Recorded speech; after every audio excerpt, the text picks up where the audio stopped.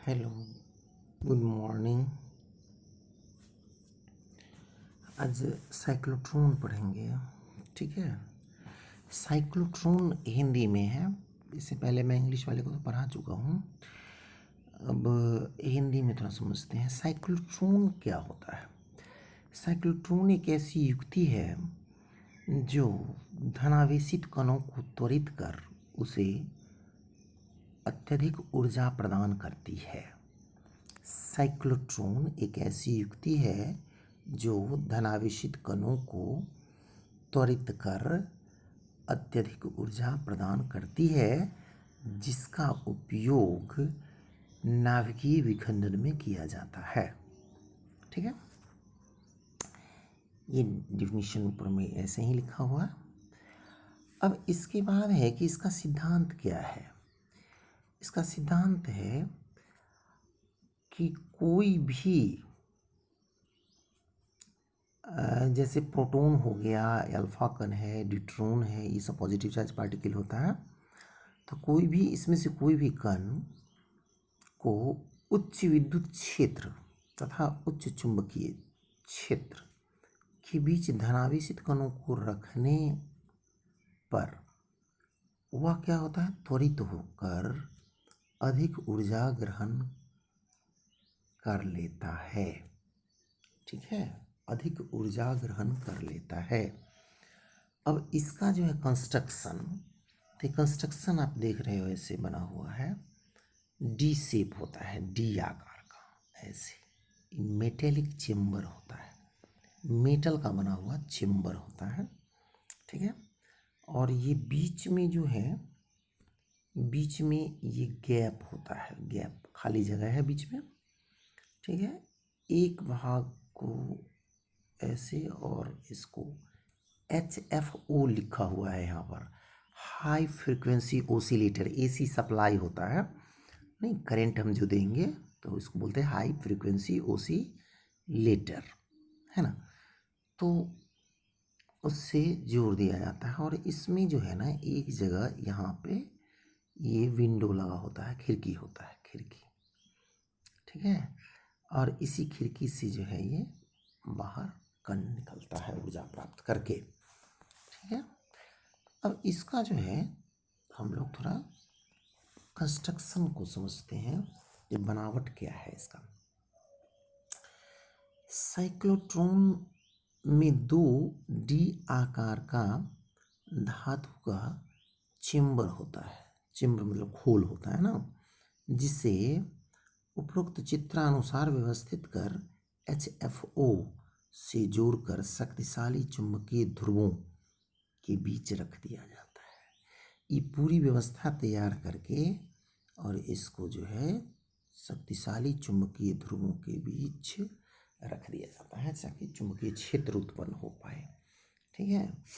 अब इसका जो है क्रियाविधि की बात करते हैं। जब D1 तथा D2 को HFO से जोड़ दिया जाता है, ठीक है, D1 तथा D2 को HFO से जोड़ दिया जाता है, तो गैप में उच्च विद्युत क्षेत्र उत्पन्न होता है। तो यहाँ पर क्या होगा, हाई इलेक्ट्रिक फील्ड उत्पन्न हो जाएगा, इसमें हाई इलेक्ट्रिक फील्ड उत्पन्न होगा। ठीक है। जब हाई इलेक्ट्रिक फील्ड उत्पन्न होगा तो उस समय क्या किया जाता है, यहाँ पर किया जाता है कि यहाँ बीच में एक प्रोटॉन उत्पन्न कर दिया जाता है। प्रोटॉन P है ना, P। अब ये प्रोटॉन क्या होगा, त्वरित हो जाएगा। जैसे ही इलेक्ट्रिक फील्ड में रखेंगे त्वरित होगा, त्वरित होगा। तो उस समय में क्या होता है कि D2 जो है ये होता है नेगेटिव और D1 होता है पॉजिटिव। ठीक है, पॉजिटिव। अब पॉजिटिव चार्ज पार्टिकल है, एक्सेलरेट हुआ है। ठीक है। ये नेगेटिव और पॉजिटिव क्यों होता है, क्योंकि AC करंट जो है फ्लो करेगा ऐसे। ठीक है। तो एक भाग इसका होगा पॉजिटिव, दूसरा होगा नेगेटिव। नहीं, ये AC ऐसे चलता है ना, AC। तो ऊपर वाला पॉजिटिव और नीचे वाला नेगेटिव। तो उस समय अगर मान लो कि एक चक्र में तो D1 पॉजिटिव तो D2 नेगेटिव, और जैसे ही ये त्वरित होगा P, तो क्या होगा, त्वरित होगा तो भागेगा तो यहाँ पर चेम्बर लगा हुआ है, चेम्बर में क्या होगा, ये घुस जाएगा इसमें, ठीक है, इसमें D2 में आ जाएगा। और D2 में जैसे ही आएगा तो यहाँ पर मैग्नेटिक फील्ड है जो 90 डिग्री पर कार्य कर रहा है, तो जैसे ही इसमें आएगा तो उस पर में एक फोर्स लगेगा, फिर वो क्या करेगा, उसको सर्कुलेट करा देगा। यानी जैसे मैग्नेटिक फील्ड में इससे पहले हम लोग पढ़े हैं कि वो वृत्ताकार पथ पर घूमने लगता है कण ऐसे, ठीक है।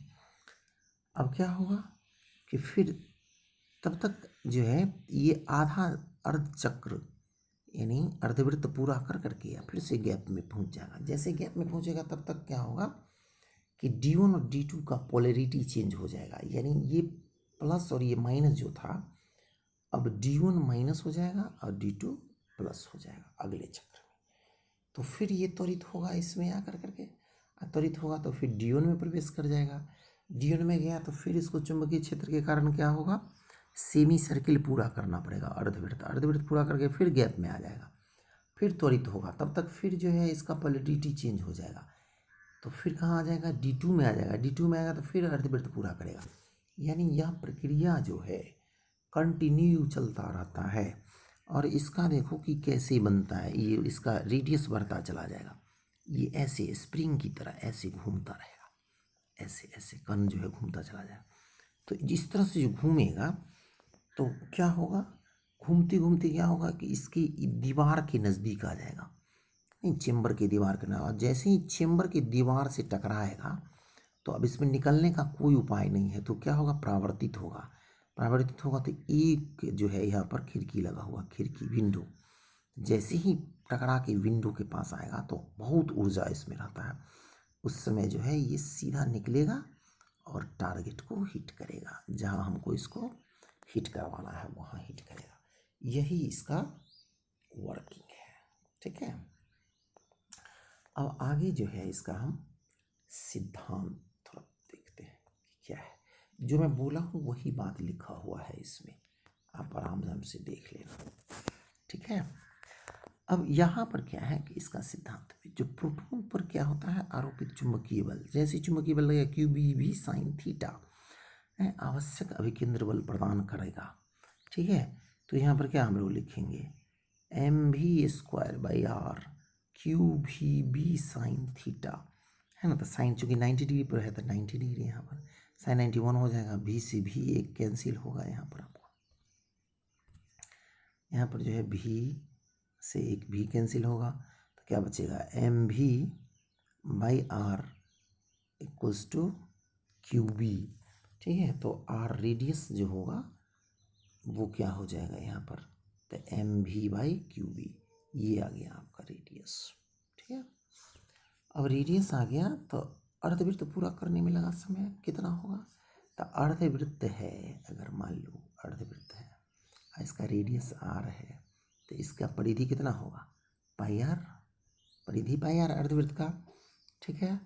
तो टाइम समय बराबर दूरी बट्टे चाल, तो उसका दूरी और चाल कितना, तो भी, तो यहाँ पर हो जाएगा πr/v, तो π/v यहाँ लिखेंगे, r का वैल्यू यहाँ से लिख देंगे mv/qb, तो ये v से v फिर यहाँ कटेगा, क्या बचेगा, πm/qb बच जाएगा, ठीक है। तो ये आ गया अर्धवृत्त का आवर्तकाल। इसके बाद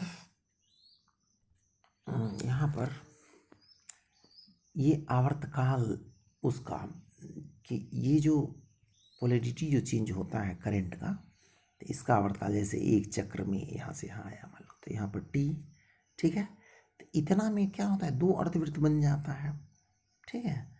तो दो अर्धवृत्त बन जाता है, तो आवर्तकाल अगर हम एक लेते हैं पोलैरिटी का, ठीक है, तो यहाँ पर जो हम लिखेंगे कि small t equals to T/2, capital T का आधा लगेगा, तो T equals to 2T small t का वैल्यू हमने क्या निकाला, πm/QB, तो ये हो जाएगा 2πm/QB, ठीक है।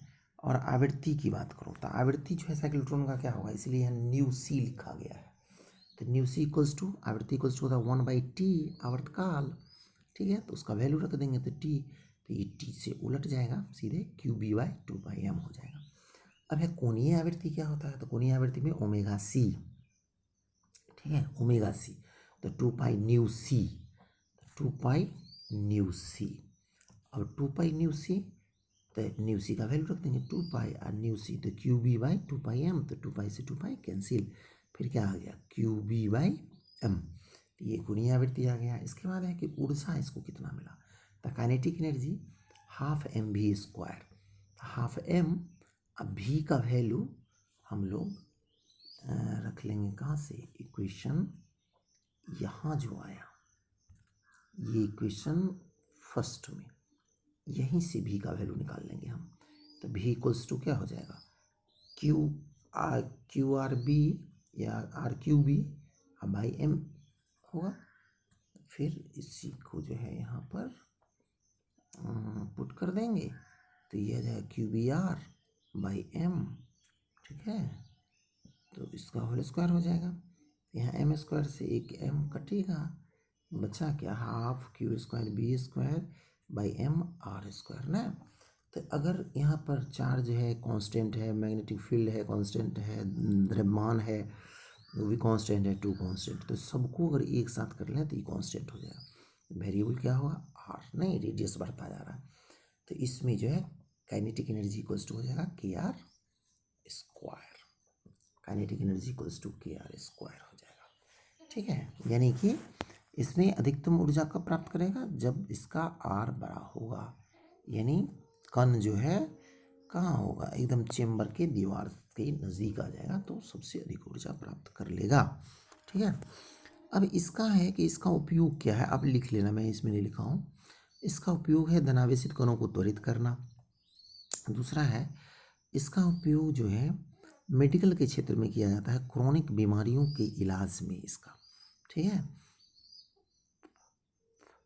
दूसरा है, तीसरा उपयोग है इसका कि नाभिकीय विखंडन के अध्ययन में इसका उपयोग किया जाता है, ठीक है। तो इस तरह से जो है इसका उपयोग होता है। तो ये लिख लेना, ये जो है ऋणावेशित कणों को त्वरित नहीं कर सकता है, क्योंकि ऋणावेशित कण जो है बहुत हल्का होता है, इसलिए उसको त्वरित नहीं कर सकता है।